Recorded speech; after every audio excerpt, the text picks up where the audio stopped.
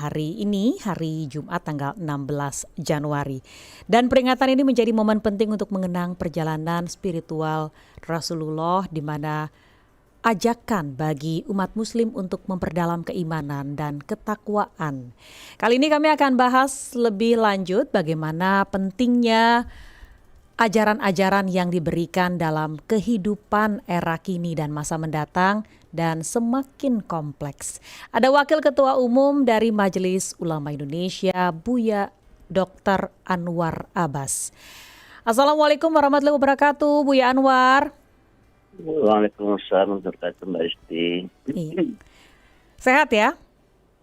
Iya, alhamdulillah. Alhamdulillah sehat. Baik, kita memperingati hari ini sebagai peringatan Isra Mi'raj. Nah, apa sih sebenarnya makna-makna mendalam, Buya, yang bisa kita ingat lagi, kemudian ini juga menjadi perjalanan iman kita? Ya, kalau peristiwa Isra dan Mi'raj itu merupakan sebuah peristiwa luar biasa ya. Dan bagi Nabi Muhammad sendiri itu berarti akan semakin menambah kekuatan iman beliau kepada Allah. Karena dengan peristiwa Isra Mi'raj itu beliau bisa dekat dengan Tuhan ya, melalui Isra dan Mi'raj gitu. Nah, oleh karena itu ibrahnya atau pelajaran kita adalah juga kita dituntut untuk bisa mendekat pada Tuhan gitu. Supaya kita bisa memahami ajarannya dengan baik dan kita bisa melaksanakan semua perintahnya dan menjauhi segala larangannya. Dan kalau kita bisa melaksanakan semua perintah dan menjauhi larangannya, maka kita akan dicintai oleh yang ada di langit dan akan dicintai oleh yang ada di bumi. Kita akan dicintai oleh Allah dan akan dicintai oleh sama gitu ya.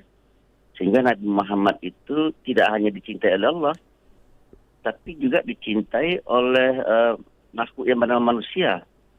Ya, sebagai contoh misalkan begini, ada seorang orang tua beragama Yahudi buta gitu kan ya. Kerjanya setiap hari mencaci dan memaki Nabi Muhammad gitu kan ya. Tapi Nabi Muhammad di setiap hari pasar selalu datang ke tempat di mana orang buta itu berdiri dan menyuapinya. Bagi saya itu tidak terbayang ya. Bagaimana orang yang biasa mencaci maki, memfitnah gitu ya.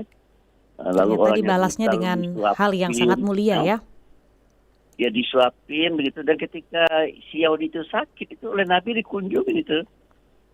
Tuh, orang Yahudi itu baru sadar setelah dia merasakan orang yang memberikan bubur kepada dia itu kok enggak sama gitu kan. Ini kok enggak sama ini rasanya dia, auranya kok enggak sama gitu kan. Ketika ditanya oleh Yahudi ini, Anda ini bukan yang biasa menyuapin saya. Kata yang menyuapin, ya bukan, saya ini Abu Bakar. Lalu siapa yang selama ini yang menyuapin saya? Ya Muhammad SAW, kata Abu Bakar kan.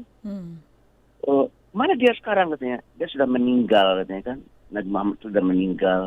Barulah akhirnya orang Yahudi itu betul-betul terpurangah ya.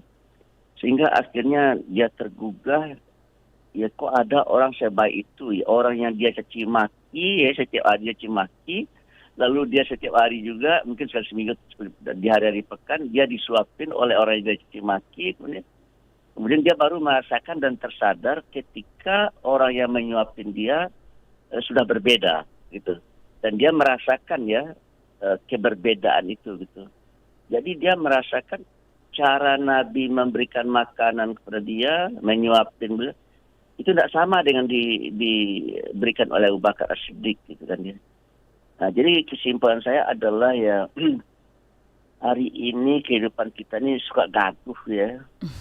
Karena kita ini tidak pemaaf. Nggak bermaaf. Dalam politik misalkan kita menerapkan politik zero sum game ya. Bila seseorang sudah menang, maka lawan-lawannya di bumi hanguskan itu kan.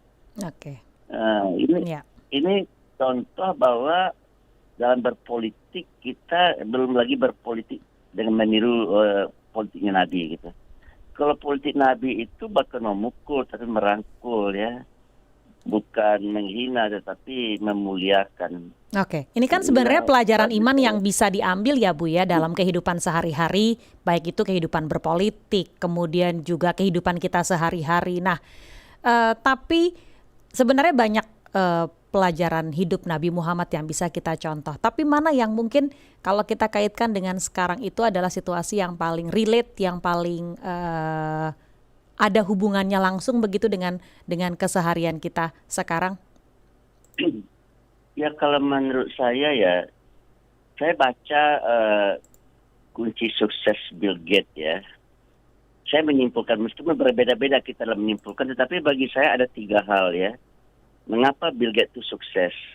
Ada 3 hal yang sangat mulia pada diri beliau itu ya. Yang pertama karena beliau itu punya sifat trust, ya percaya, dipercaya gitu ya.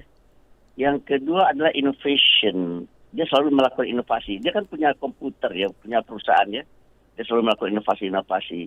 Yang ketiga adalah networking, membangun jaringan. Setelah saya pelajari ya, ternyata itu sifat Nabi gitu. Mungkin Bill Gates tidak tahu itu sifat Nabi ya. Ternyata asid kual, Nabi punya sifat sidik, amanah, fatonah, tabligh. Asid kual amanah itu melahirkan sifat trust, akan melahirkan trust itu. Jadi kalau seandainya pemimpin itu sering berkata benar ya dan bisa dipercaya, maka masyarakat akan percaya. Maka konsumen akan percaya gitu kan. Maka nasabah akan percaya gitu kan. Nah, tetapi tidak hanya cukup itu. Harus ada patona. Patona itu cerdas, melakukan inovasi-inovasi. Itu yang dia pakai. Yang keempat adalah tabligh. Kita mengartikan tabligh itu bicara dari mimbar ya, kepada khalayak ya. Sementara di tabligh itu kan membangun jaringan, berkomunikasi kan, Ya. network. Jadi kesimpulan saya ya, barang siapa yang meniru sifat Nabi, maka dia akan sukses. Oke. Memang Bill Gates tidak tahu itu adalah sifat Nabi ya. Memang Bill Gates tidak tahu sifat Nabi. Ya, Tapi ya. yang dia implementasi dalam kehidupan bisnis dia itu sifat Nabi gitu. Hmm. Sehingga dia sukses. Oke. Gitu kan. Ya, karena juga Bill Gates adalah seorang filantropi ya. Mungkin ini contoh-contoh bahwa dalam kehidupannya ia mengamalkan nilai-nilai yang baik. Nah, bicara mengenai nilai-nilai yang baik, sekarang ini kan Buya sudah eranya digital begitu ya. Kita kadang hidup dengan segala sesuatu yang berasal dari media sosial, dari viral, dari hal-hal yang berhubungan dengan teknologi. Nah, apa yang kemudian bisa menjadi makna peringatan Isra Miraj yang bisa menjadi pelajaran berharga untuk kita amalkan? Karena sekarang ini kan kita daripada menjadi tablik dengan pakai mic gitu, lebih banyak jempolnya nih yang bergerak di media sosial nih Bu ya. Iya. Ya, kalau menurut saya adalah sekarang ini ya, kita kaitkan dengan dunia politik dan kepemimpinan ya. Antara kata kita dengan perbuatan tidak sama ya. Ya. Ya, sehingga orang jadi bertanya-tanya, ini kenapa antara yang dia ucapkan dengan yang dia pertontonkan kepada kita kok nggak sama gitu kan ya. Ya dikarenakan apa yang mereka lakukan itu tidak mereka kerjakan secara ikhlas gitu. Biasanya ya kalau kita mau berbuat ikhlas ya, ada hal-hal yang harus kita bersihkan dalam diri kita. Yang pertama adalah kita harus membuang sifat tamak, sifat rakus ya. Tuh. Yang kedua kita harus menghindari sanjungan dan pujian. Nah sekarang para pemimpin kita ya kalau berbuat ya, itu yang dipikirkannya dirinya dulu, atau kelompoknya, atau partainya gitu ya. Jadi apa yang dia lakukan itu tidak dia kerjakan secara ikhlas. Sehingga tidak nyangkut di hati rakyat gitu. Orang kalau melakukan satu itu secara ikhlas ya, itu terasa loh oleh orang yang ada di samping itu. Orang kalau memberi secara ikhlas itu terasa loh oleh orang yang menerima itu. Bahwa itu dilakukan secara ikhlas gitu ya. Tuh. Oleh karena itu ya saya melihat ya, waktu atau momentum Isra Miraj ini kita jadikan juga sebagai momentum untuk mengevaluasi diri ya, terutama para pemimpin yang dipercaya oleh masyarakat dari tingkat atas sampai ke tingkat bawah ya.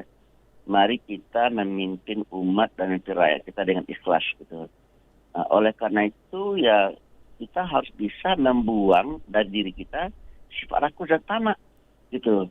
Sementara para pemimpin kita saya lihat ya, dia ngomong membela rakyat, tetapi yang terlihat oleh rakyat dia lebih mengedepankan kepentingannya daripada kepentingan masyarakatnya.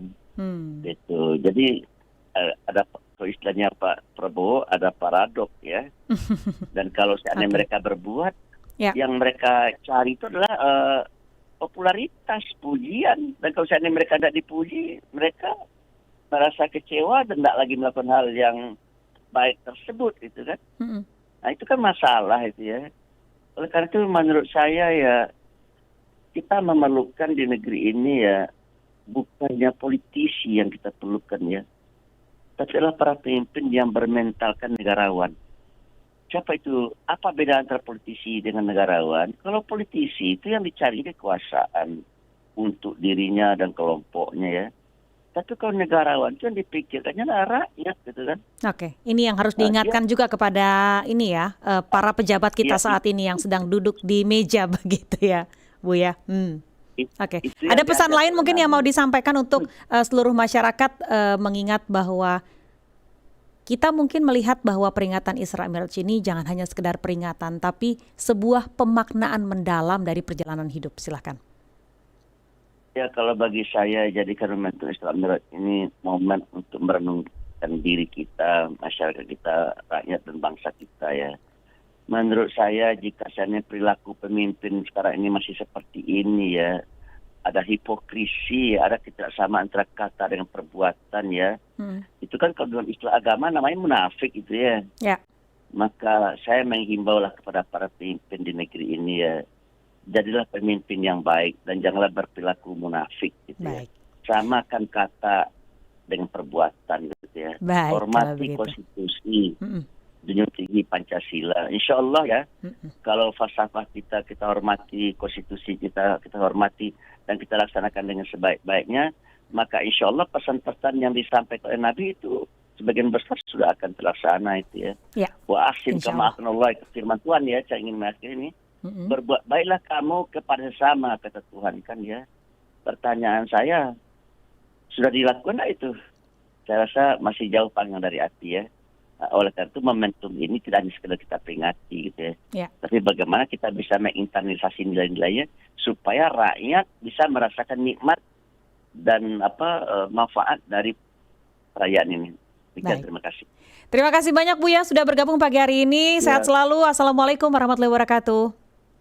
Assalamualaikum. Buya Anwar, Wakil Ketua Umum Majelis Ulama Indonesia.